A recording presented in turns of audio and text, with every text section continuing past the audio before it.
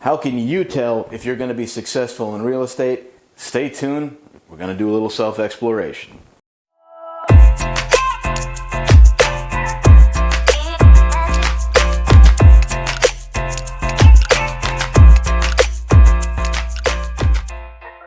How can I tell if you're going to be successful? That's not a question I can answer, but it is a question I get a lot. So in order to think, am I going to be successful, and figure out in your brain and actually sell yourself on the idea that you'll achieve something before you do it, you need to dig pretty deep. And we're going to look at the positives and the negatives. First thing I generally ask people to do is just close your eyes for a minute. You can still listen to the video, but go ahead. Think of things that you've done that you've been proud of, that you've actually impressed yourself with. Now, I don't care if we're talking about me personally, if it's an athletic accomplishment where I almost won the Mr. America, I was pretty proud of that at the time, or climbed a mountain. Maybe you ran a marathon. Maybe you even learned to walk again. I know I had to do that myself personally after spending 10 days in a hospital bed paralyzed, which really sucked. But there's something that you've done that you've set your mind to that was impressive. And if there's not, there should be. Now, think about that. How hard was that? Can you take that thought, that energy, and that drive and have it transcend into a different environment, be it real estate or anything you want to do? And the other thing is, and this is something I realized a long time ago when I was teaching seminars and on a public speaking circuit, why are you doing it? And sometimes people view negative in a positive light.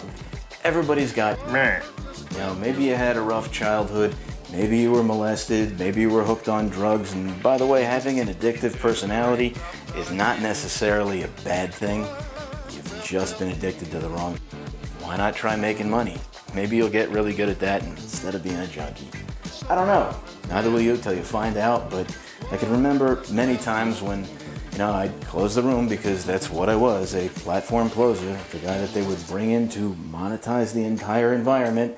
And I'd be sitting at the table in the back of the room, and there'd be two dudes there, and one would be going, "Oh my God, I have 4 kids and not a lot of money, and I don't think I can do this." And I mean, whether you think you can or you think you can't, you're right. And then I'd look at the other guy who'd go, "Oh my God, I have 4 kids. I can't afford this. That's why I need to do it. If I don't do something right here, right now, today, and take a stand for myself, nothing's ever going to change. If you always do what you've always done, and you're not happy with the results, you're going to have what you have right now. But if there is a history of accomplishment, find a way to just channel that into whatever it is you want to accomplish in business or wherever else. There is no other way. There's no secret formula. And whether it's positive or negative, you have to find a reason to make this work. Just like our YouTube channel is working, we're more than halfway to our goal of 1,000 subscribers. By the way, smash that subscribe button right now for me, because a guy that I know named Larry Steinhaus, f*** you Larry, actually said that he would be our 999th subscriber. I'm sorry, when we got to 999 subscribers, he would be number 1,000. And honestly, I told him, hey, that's great, but by then I won't even remember you. But I'm gonna make him eat his words, and it's something that drives me. I like it a lot, plus it's great to see my cameraman Elvis smile and perfect his craft.